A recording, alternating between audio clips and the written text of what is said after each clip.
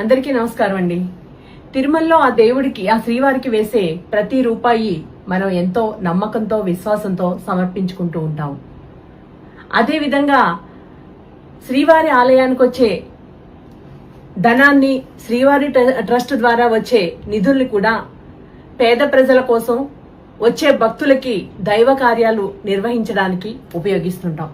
అలా కాకుండా ఇప్పుడు ఈ కూటమి ప్రభుత్వం వారి కార్యకర్తలకి దోచిపెట్టడం కోసం ఉపయోగించడం అన్నది నిజంగా చాలా శోచనీయమైన విషయం. ధార్మికత పేరుతోటి దందాలు చేస్తూ ఈ కూటమి ప్రభుత్వం శ్రీవారి ఆదాయానికి, శ్రీవారికి వచ్చే ఆదాయానికి కూడా తూట్లు పొడుస్తుంది. జగన్మోహన్ రెడ్డి గారి హయాంలో పేద బలహీన వర్గాలు, మత్స్యకారులు ఉండే కాలనీల్లో శ్రీవారి ట్రస్ట్ ద్వారా వచ్చే ఆదాయంతో ఎన్నో ఆలయాల నిర్మాణం జరిగింది. ఒక ప్రవసనంలాగా ఆలయాల నిర్మాణం, ప్రతి పల్లెలోని శ్రీవారి ఆలయాల్ని నిర్మించి ఎంతో పండగ వాతావరణాన్ని నెలకొల్పారు జగన్మోహన్ రెడ్డి గారి గవర్నమెంట్ లో.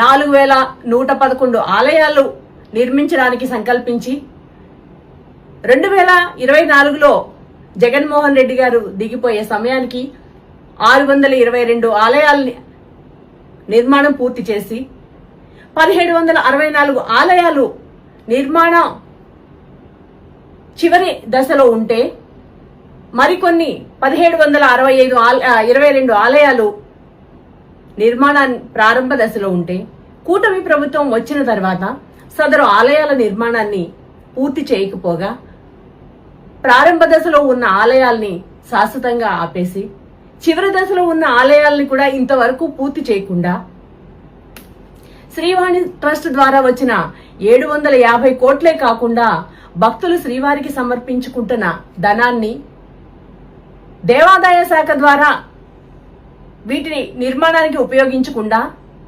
లోకల్ గా ఉండే, స్థానికంగా ఉండే రాజకీయ నాయకుల జేబులోకి వెళ్లేలాగా ఉత్తర్వులు జారీ చేయడం చాలా బాధాకరమైన విషయం. దీన్ని బట్టే అర్థమవుతుంది వీళ్ళు ధార్మికతకి ఉపయోగించవలసిన ధనాన్ని వాళ్ళ కార్యకర్తల జేబుల్లోకి, దందాలు చేసే వాళ్ళ జేబుల్లోకి వెళ్లేలాగా ఆర్డర్స్ పాస్ చేయడం అన్నది చాలా బాధాకరమైన విషయం. జగన్మోహన్ రెడ్డి గారి హయాంలో దేవుడికి చెందాల్సిన ప్రతి రూపాయి దైవ కార్యానికి ఉపయోగిస్తే, ఇప్పుడు చంద్రబాబు నాయుడు గారి హయాంలో దోచిపెట్టే కార్యక్రమాన్ని ప్రారంభించారు. ఇది ఎంతవరకు సమంజసం? దేవుని సొమ్మును కూడా దోచుకోవడానికి వెనకాడకుండా ఈ కూటమి ప్రభుత్వం ఇంత అరాచకానికి పాల్పడుతుంది. దీనికి మీరు ఖచ్చితంగా సమాధానం చెప్పుకోవాల్సి ఉంది.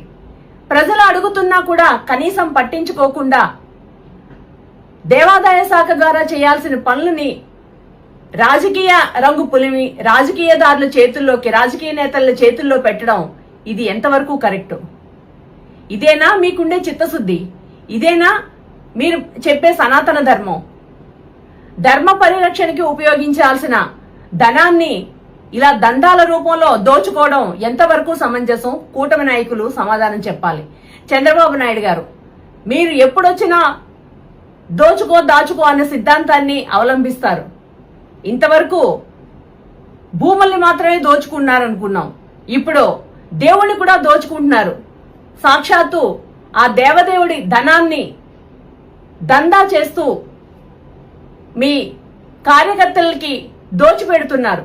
దీనికి మీరు ఒకరోజు తప్పకుండా సమాధానం చెప్పాల్సిన రోజు వస్తుంది. సిద్ధంగా ఉండండి. Thank you.